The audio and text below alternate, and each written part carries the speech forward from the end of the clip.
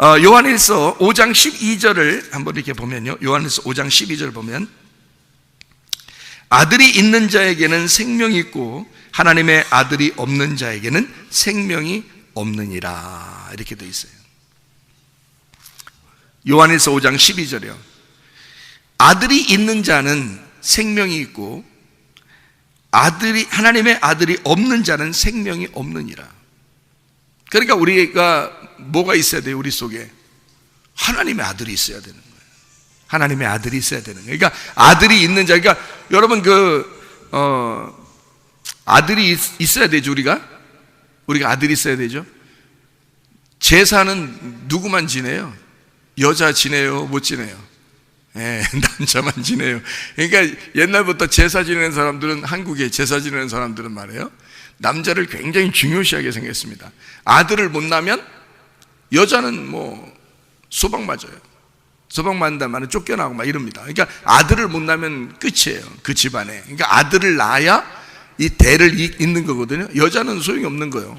딸 낳으면 그냥 회개해야 돼. 회개하고 그 머리에 뒤집어 쓰고 울고 해야 돼요. 딸 낳으면. 요즘 사람들이 보면은 아주 그냥 기겁할 일이죠. 요즘에는 딸하고 아들하고 다 이제 똑같은 건데, 아들과 딸을 결정하는 게 남자라 그러죠. 아버지라 그러는데요. 이 아버지가 그러니까 날 낳으시고, 그러니까 아들을 낳든 딸을 낳든 날 낳으시고 아버지가 낳으시고, 어머니가 어떻게 해요? 기르신다, 이런 얘기가 있어요. 그러니까 아들을 낳으면 생명이 있고, 아들이 있으면 생명이 있고, 아들이 없으면 생명이 없다는 거예요. 그럼 여기서 말하는 하나님의 아들이니까 하나님의 아들이 예수님이죠. 예수님이 있으면 생명이 있는 거고, 예수님이 없으면 생명이 없는 거예요. 그러니까 예수님 있으면 구원받은 거고, 예수님 없으면 구원 못 받은 거예요. 이렇게 되는 거죠, 그죠?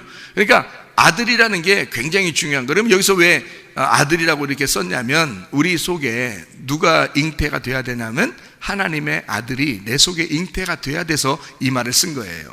그러니까 하나님의 아들이라는, 아들이 중요하다. 이 땅에서도 아들이 참으로 중요한데, 구약 성경이나 신약 성경이나 이 모든 성경의 역사에서는요, 아버지가 아들을 낳고 아버지가 아들을 낳고 그 아들이 또 아들을 낳고 아들을 낳고 해서 아버지가 아들을 낳고 아버지가 아들을 낳는 거 족보입니다, 이 성경책은요. 성경은 아버지가 아들을 낳는 역사예요. 그게 이 성경이거든요. 그러니까 딸을 낳는 역사가 아니에요. 아들을 낳는 역사란 말이에요. 그게 다 뭐를 얘기하는 거냐 이거지. 하나님 아버지가 아들 예수를 낳는 역사란 말이에요. 그러면 하나님 아버지가 누구를 통해서 자기 아들을 낳는 거예요? 나라는 여자를 통해서 하나님 아버지가 아들을 낳는 거야. 어떤 아들? 예수라는 아들을 낳는 거야. 그래서 그 뱃속에 하나님의 아들이 있으면 그럼 이제 생명이 있는 거야. 아들이 없으면 생명이 없는 거야. 그게 아들의 역사예요. 이게 성경의 아들의 역사는, 아들은 누가 낳냐면 여자가 낳는데 하나님의 여자가 낳는 거야. 하나님의 여자. 우리가 누구 여자예요? 그러니까 우리는 하나님의 여자예요. 우리는 하나님의 여자야. 우리 다른 사람 여자 아니에요.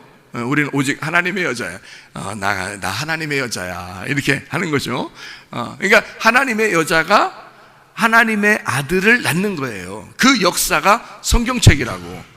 그러니까 분명히 왜 딸을 낳아도 되는데 성경에 왜 딸 낳는다는 얘기를 안 하고 왜 아들에 대한 얘기를 이렇게 하는 거냐면, 하나님의 아들 때문에 그런 거예요. 하나님의 아들이 아들로 왔으니까 어떻게 해. 그러니까 다시 말하면 아들을 낳아야, 이 말은 예수를 낳아야 그 말이에요. 하나님의 아들, 오직 한 독생자 하나님의 아들 예수를 낳아야 그 말이죠.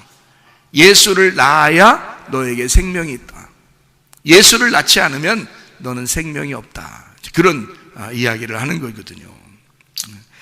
자, 그러니까요, 아들을 분명히 낳아야 된다는 건 분명하죠. 아들이 없으면 살아있는 게 아니니까.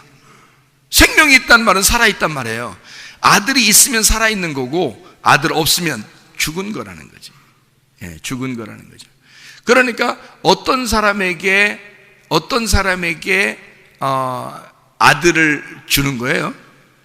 어떤 사람에게 아들을 주겠다는 거예요? 어떤 사람에게 아들을 주겠다는 거예요? 산 사람에게, 죽은 사람에게?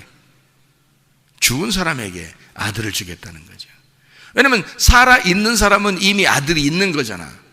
아들이 있는데 또 씨 줘요? 속에 뱃속에 아기를 가지고 있는데 또 씨를 계속 주면 무슨 소용이 있어? 여기 이미 아들인데 요거는 잘 키워야지. 그죠? 아들이 있으면 요걸 잘 키우면 돼. 그런데 아들이 없으면 죽은 자잖아. 아들이 있으면 살아있는 자고, 아들이 없으면 죽어있는 자잖아.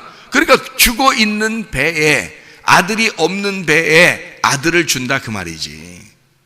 무슨 말인지 알겠지? 그래서 그 아들을 어떤 식으로 주는가 봤더니 요한복음 5장 25절에 아들의 음성을 듣는 자는 살아난다 그렇게 돼 있죠. 그러면 아들의 음성을 들을 때가 오는데 그 아들의 음성을 들으면 살아난다 그러는 거야. 그러면 아들의 음성을 들으면 뭐가 있다는 말이야? 생명이 있단 말이죠. 그러면 하나님의 아들의 음성을 들으면 생명이 있다? 그러면 어떤 사람이 생명이 있는 거냐면 아들이 있는 자가 생명이 있다는 거지. 그죠? 아들이 있는 자가 살아있다는 얘기죠. 그러면 자, 음성을 들으면, 아들의 음성을 들으면 너 살아있다.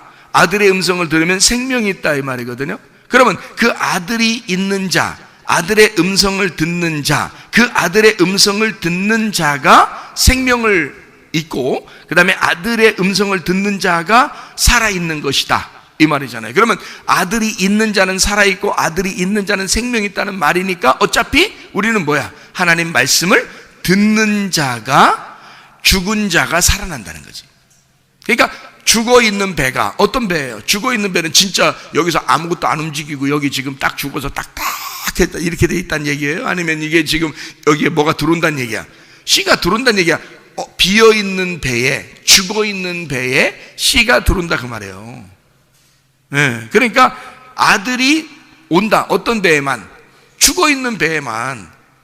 네. 이게 비어있는 배에만 아들이 들어온다 이 말이지. 아들의 음성이 들어온다 이거야. 그런 거죠. 그럼 아들의 음성이 들어오면 살아나죠. 아들의 음성을 들으면 생명이 있죠. 그게 살아있다는 얘기예요. 아들이 없으면 살아있는 게 아니다. 그래서 옛날 사람들이 다 제사를 드릴 때 아들 없으면 그 집은 망한 거예요. 그 집은 살아있는 집이 아니야. 아들 없는 집은. 왜냐면 제사 드릴 때 그 시대에는 아들이 이걸 이어져 나가야 돼요. 생명을 이어져 나가는 거예요. 조상의 생명을 아들이 이어나가는 거거든요. 그렇게 옛날에 아들이 그렇게 중요했단 말이에요. 그 집은 아들이 있으므로 그 집이 살아있는 거예요. 아들이 없으면 죽어 있는 거예요. 옛날에도요. 그 뭘 말하는 거겠어요? 하나님의 아들이, 우리 그리스도 안에서는 하나님의 아들이 없는 집안은 죽은 집안이야. 하나님의 아들이 없는 집안은 살아있는 게 아니에요. 하나님의 아들이 있으면요, 이 아들 때문에 이 집안은 살아있는 거야. 그렇죠? 이 아들이 우리 조상 쪽부터 내려오는 이것을 이어갈 거니까 이 아들이 생명을 주어서 살아있는 가정을 만드는 거죠. 이 아들 때문에 살아있게 된다는 거지. 자, 그러니까 보세요. 예수님이 우리에게 오시면 아들이 우리에게 있는 거고, 그 아들이 있으면 그 아들은 성경에서 뭐라고 자기를 자꾸 소개하냐면 자기를 지혜라고 소개를 해요. 말씀이라고 소개를 해요. 영이라고 소개를 해요. 그게 예수님이라는 거예요. 예수님 근본 자체가 영이라는 거예요. 그가 말씀이라는 거예요. 그가 지혜라는 거예요. 그러면 뭐가 있으면 살아있다는 얘기예요. 우리가 살아있는 집안이 된다는 거예요. 지혜가, 말씀이, 그 영이 우리에게 있으면, 그러면 그 말씀이신 예수님의 영이 뭐예요? 기름 부음이요. 그 기름 부음이 있으면 살아있는 거라는 거지. 근데 그 기름 부음이 안 오면 살아있는 게 아니라는 거죠. 그러니까 성령의 기름 부음이 우리에게 있다. 다시 말하면 예수가 내게 있다는 말이고, 지혜가 내게 있다는 말이고, 말씀이 내게 있다는 말이에요. 하나님의 영이 내게 있다는 말이에요. 그러면 살아있는 사람이다. 생명이 있는 사람이다. 그런 말을 얘기하는 거죠. 그죠? 네. 자, 그러면 이제 이렇게 하나님이, 우리는 다 세상이 시작되지 않았는데 누가 이 세상을 시작했어요? 예수님이 이 세상을 시작했어요. 예수님이 없는 세상은 세상이 아니죠. 아직 예수님이 없으면 아직 세상이 아니죠. 그러니까 내가 지금 살아있는 것 같지만 예수가 내 안에 성령의 기름 부음으로 오지 않으면 나는 살아있는 게 아니죠. 살아있는 게 아니면 나는 세상이 시작된 게 아니란 말이에요. 그러면 내 속에 세상이 시작돼야 되겠죠. 내 속에 세상이 시작되는 걸 창세기, 이게 창세기가 시작되려면, 창세기 1장부터 시작하려면 내 속에 뭐가 와야지만이 시작되는 거예요.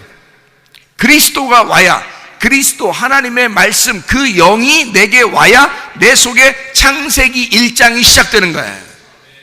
무슨 말인지 아시죠? 그러면 창세기 1장이 시작되지 않는다는 말은 아직 예수가 내 안에 들어오지 않으면 시작되지 않는단 말이지. 그러면 이 세상에 예수가 하나님의 아들인데, 이 세상, 죽어있는 세상에, 흑암과 같은 어둠이 있고 혼돈한 이 세상에 하나님의 아들 예수가 이 땅에 오시면 어떻게 돼요? 세상이 창조된, 시작된 거죠. 그렇죠? 그러면 예수가 오기 전까지는 그거를 뭐라 그래? 옛날 언약이라 그래. 구약이라 그래. 그래서 예수님이 와야지만이 새로운 언약이라 그러는 거예요. 그러니까 예수님이 와야 세상이 시작됐다는 거지. 그러니까 예수님도 이 땅에 오실 때 세상을 시작하는 거죠. 새롭게 세상을 시작하는 거예요. 그러니까 어두운 세상에 예수가 빛이 옴으로써 세상이 시작된 거죠. 그러면 여러분과 저에게도 이 어둠과 같은 죽어있는 내 배에, 내 어둠과 같은 이 세상에, 나라는 땅에 예수가 내게 오시면 나는 살아나는 거죠. 시작되는 거지. 내 세상이 시작되는 거죠. 예수의 세상이 시작된단 말이에요. 예수만 살아있는 자고 예수만 아들이니까 아들을 낳아야 그 집안의 생명이 이어져 간다니까요. 아들을 낳아야, 아들이 있어야 그 집안이 생명이 끊어지지 않은 거예요. 생명은 아들을 통해서 이어지는 거야. 생명의 씨앗은 아들밖에 없는 거예요, 여러분. 그래서 아들이, 이 세상에 아들 다 하나도 없어 봐요, 이 세상에. 그 다음에 후손은 없는겨. 아들이 말이요, 대단한겨. 예? 남자가, 사람들이 요즘에는 막 여자들이 엄청 강해요. 남자들이 기죽어 살아. 근데 알고 보면 남자가 없으면요, 이 세상의 후손은 끝나는 거예요. 남자가 하나도 없고 여자들끼리 뭐 할겨? 그러면 이 세상에 어느 날 그 여자들은 뭐 영원히 살아? 어느 날 죽어. 계속 여자는 죽어 낮아빠지고 죽어 낮아빠지고 죽어 낮아빠져. 에? 그러다가 이제 이 세상은 없어지는 거야. 인류 종말, 인류 말살. 남자만 없으면요. 그렇잖아요? 바로, 이집트의 바로가 왜 그 당시에 아들들만 나면 다 죽이라고 했겠어요? 아들만 죽이면 씨앗은 끝나니까.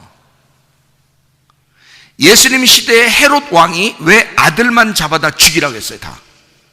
왜냐하면 아들만 죽이면 그 씨앗은 중지되니까. 아들이 살아있어야 아들을 통해서 씨앗이 연결되는, 생명이 연결되는 거거든. 그러니까 그걸 끊으려고 했던 거야. 헤롯이 그 생명을 끊으려고 했던 거야. 바로가, 이집트의 바로가 생명을 끊으려고 했던 거야. 근데 하나님은 그렇게 생명이 끊어지지 않도록 하지. 그게 하나님의 역사인 거예요. 아들이 계속 나오도록 하나님의 역사, 하나님의 계획으로 하나님의 뜻이 이 땅에 이루어지도록 계속 하나님이 역사하시는 사람들이 있었어. 그리고 헤롯 시대에도 하나님의 역사하시는 시대, 하나님의 역사가 있었어. 그걸 통해서 아들의 역사가 계속 이루어지도록, 계속 이어지도록 만들어놨다는 거죠. 그게 아들의 역사예요. 아들이 없으면 세상은 끝난 거거든요. 세상은 더 이상 세상 시작이 없어요. 아들이 있어야 세상이 시작되는 거란 말이에요. 예수가 이 땅에 오지 않았으면 이 세상은 시작된 게 아니야. 예수가 와야 이 세상이 시작되는 거예요. 비로소 하나님의 세상이 시작된다는 거예요. 예수가 오지 않으면 하나님의 세상은 아직 시작되지 않은 거죠. 계속 어둠 가운데 있는 거죠. 여러분 안에 예수가 오지 않으면, 하나님의 아들이 여러분 속에 심겨지지 않으면, 그 말씀이 여러분 속에 심겨지지 않으면 그 생명이 여러분에게 없다는 거지. 예수가 와야 여러분에게 살아나는 것입니다. 예수가 와야 생명이 있는 거예요. 하나님의 아들이 여러분 속에 심겨져야 시작되는 거란 말이에요. 그래서 성경은 요한복음 15장 7절에 뭐라고 나와 있냐면, 너희가 내 안에 거하고 내 말이 너희 안에 거하면 원하는 대로 구해봐라, 다 이루어지리라 그랬어요. 요한복음 1장 14절에 말씀이 육신으로 거하심에, 말씀이 육신으로 왔다. 그러니까 말씀이신 하나님이 육신으로 거한다 이 말이야. 자, 너희가 내 안에 거하고 내 말이 너희 안에 거하면 어떻게 되는 거예요? 자, 말씀이 육신이라는 나에게 오면 내가 시작된다는 얘기지. 너희가 하나님 안에 들어갔고, 그러면 누가 시작한 거예요? 우리가 하나님 안에 들어갔어. 아니, 어떻게 해서 들어갔어요? 우리가 십자가에 못 박혀 돌아가신 예수님 때문에 그 옆구리 안으로 들어갔단 말이에요. 예수님의 그 창으로 찔리신 그 피가 자기의 피가 쏟아지고 우리를 갖다 거기다 집어넣었다고. 자기의 심장이 터지고 우리를 자기의 심장으로 삼아서 살고 있다고, 예수님이. 그러니까 우리가 없이는 예수님이 숨을 안 쉬어. 나 없이는 숨을 쉴 수가 없어, 우리 하나님이. 대단한 거 아닙니까? 그러니까 예수님은 나를 자기의 심장으로 여기셨다고. 그래서 자기의 심장으로 집어넣고 자기의 심장의 피를 다 땅으로 쏟았어. 심장의 피를 다 땅에 쏟고 그 땅을 고쳐서 그 모든 인류를, 모든 세상의 죄인들을 자기 심장으로 삼았어. 그러니까 우리가 그 안에 들어간 거죠. 우리가 주님 안에 들어간 거지. 그래서 주님은 우리 때문에 사는 거야. 그러니까 하나님의 역사는 시작된 거예요. 예수의 세계는 시작된 거지. 예수는, 예수의 창조, 예수의 창세기는 시작된 거죠. 근데 내 창세기가 시작돼야 될 거 아니에요. 내 창세기가 시작돼야 될 거 아니에요. 내 창세기가. 그럼 이 창세기 안에 누가 들어와야 돼? 주의 말씀이, 그 아들이 내 안에 들어와야지. 내 안에 들으면 내가 이제 창세기가 시작되는 거예요. 이게 드디어 움직이기 시작하고 내 속에 심장이 뛰기 시작하고 내 심장을 예수의 심장으로 바꿔야 되는 거지. 그러니까 우리는 예수님의 심장이고 예수님은 나의 심장이 되는 거지. 그렇죠? 그러니까 나는 예수님은 나 때문에 비로소 세상을 시작하게 되었고, 나는 예수님 때문에 세상을 시작하게 된, 나의 세상을 시작하게 된다는 거지. 이 심장이 뜀으로 내 세상이 시작됐다. 이거를 세상 시작, 이걸 창세기라 그러는 거라고. 창세기. 그러니까 어떤 사람은 자기 창세기 하나 시작 안 된 사람도 어떤 사람은 자기 창세기도 시작 안 된 사람 많어. 아니, 요한계시록은 언제 갈게요? 예? 예, 요한계시록은 언제 가?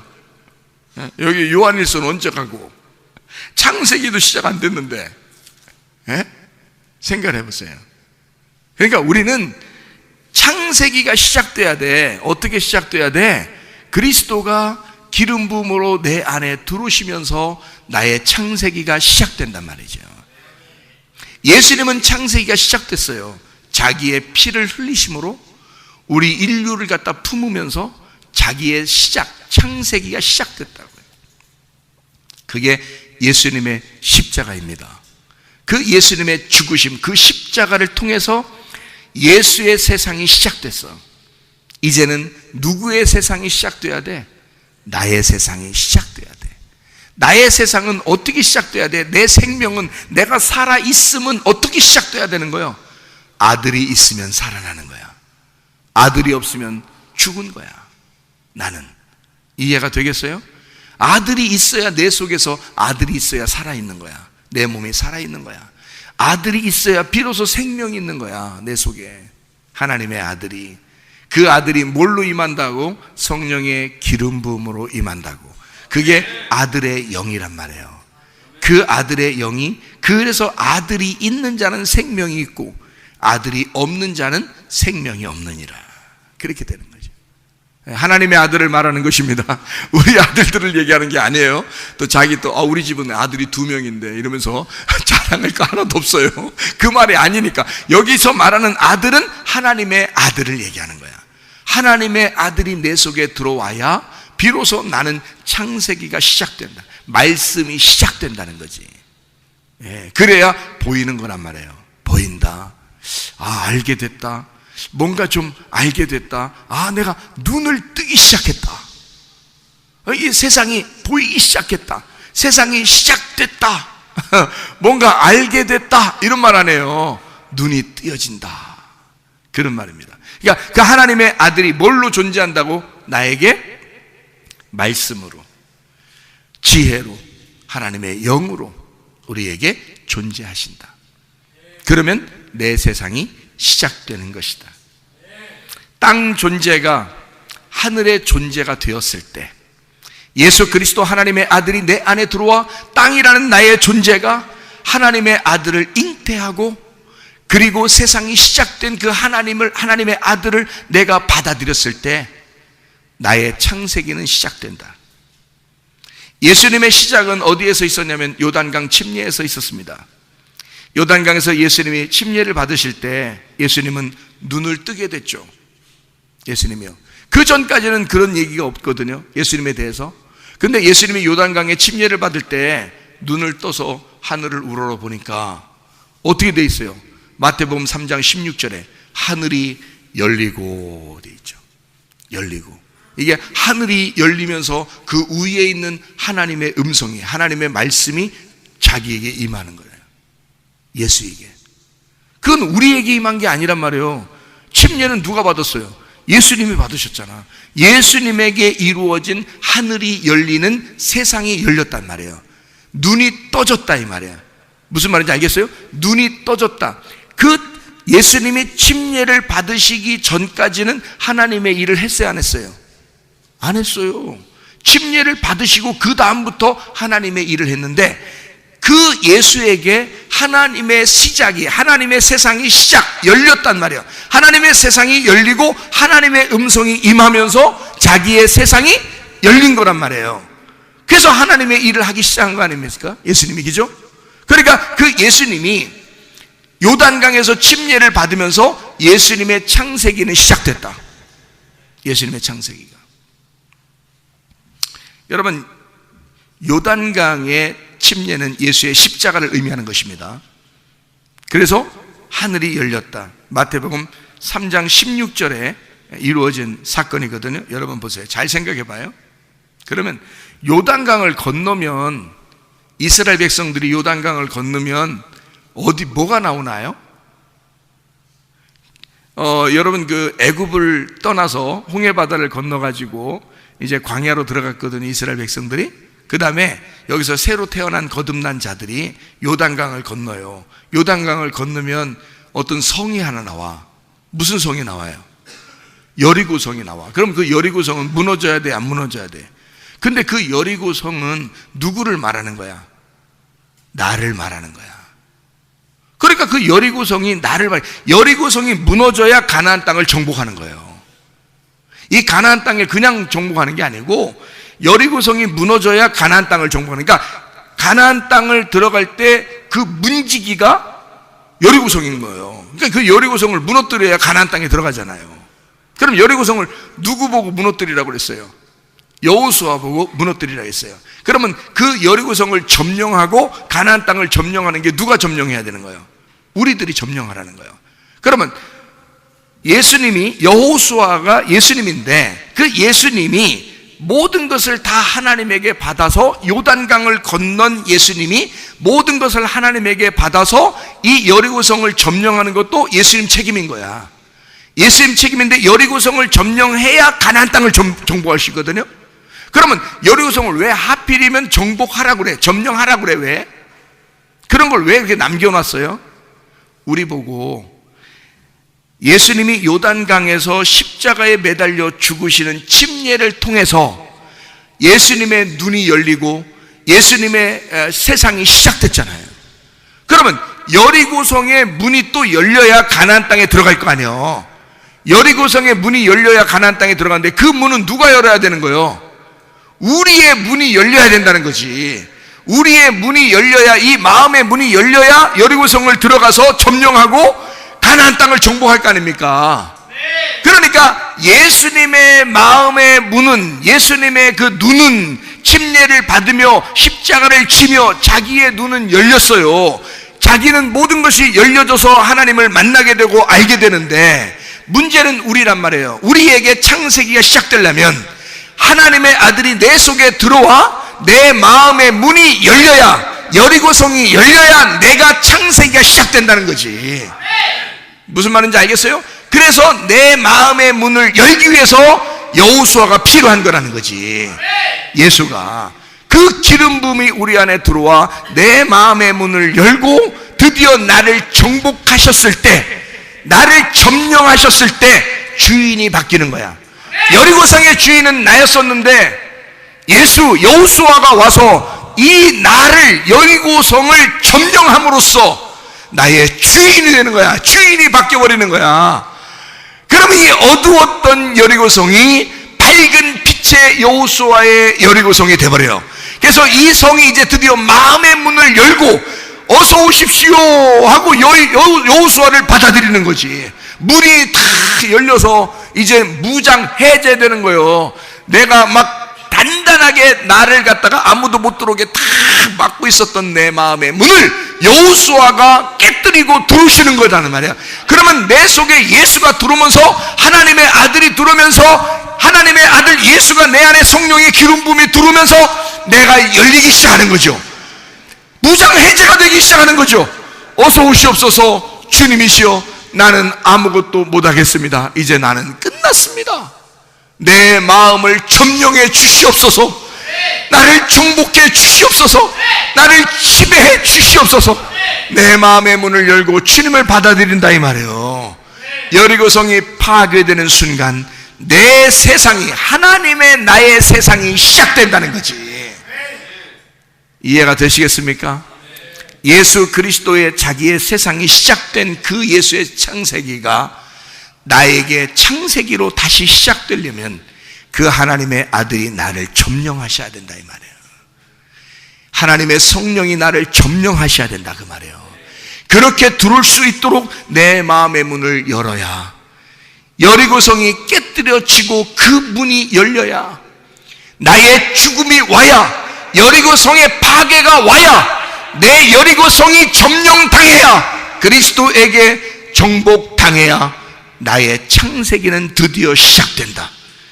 나의 세상이 아니라 여호수아의 세상, 이스라엘 백성의 세상, 하나님의 백성의 세상, 교회의 세상이 시작될 것이다. 내가 파괴돼야 교회가 내 속에서 시작된다 이 말이에요. 이해되시겠습니까? 주님의 창세기, 하늘의 뜻이 이 땅에 이루어져. 마태복음 6장 10절의 말씀, 하늘 뜻이 이 땅에 이루어지게 하옵소서. 하나님 아버지의 뜻이, 하나님의 세상이 열렸듯이 내 세상도 열리게 하옵소서. 나를 깨뜨려 주시고 나의 죽음을 통하여 내 마음을 여시고 예수 그리스도가 나의 주인이 되시옵소서. 하나님의 성령의 기름 부음 받아 하나님이 여러분의 눈을 뜨게 하시고 여러분을 알게 하시고 여러분이 보이게 하셔서 하나님의 성령의 기름 부음으로 살다가 주님 만나시기를 바랍니다. 우리 하나님 아버지의 사랑과 은혜를 감사를 드립니다. 아버지, 하나님의 성령의 기름 부음이 우리의 속에 눈을 뜨게 하시고 마음의 눈을 열게 하시고 우리로 하여금 보이게 하셔서 주 예수 그리스도를 만나 생명 얻어 살아가는 주의 사람들이 다 되게 도와 주시옵소서. 주님께서 너를 복주시고 너를 지키시기를 원하며 주님께서 그분의 얼굴을 내게로 향하사 내게 은혜 베푸시기를 원하고 주님께서 그분의 얼굴을 내게로 향하사 내게 평강 주시기를 원하노라. 이제는 우리 주 예수 그리스도의 은혜와 하나님의 사랑과 성령의 교통하심이 교회와 가정에 영원토록 함께 할지어다. 아멘.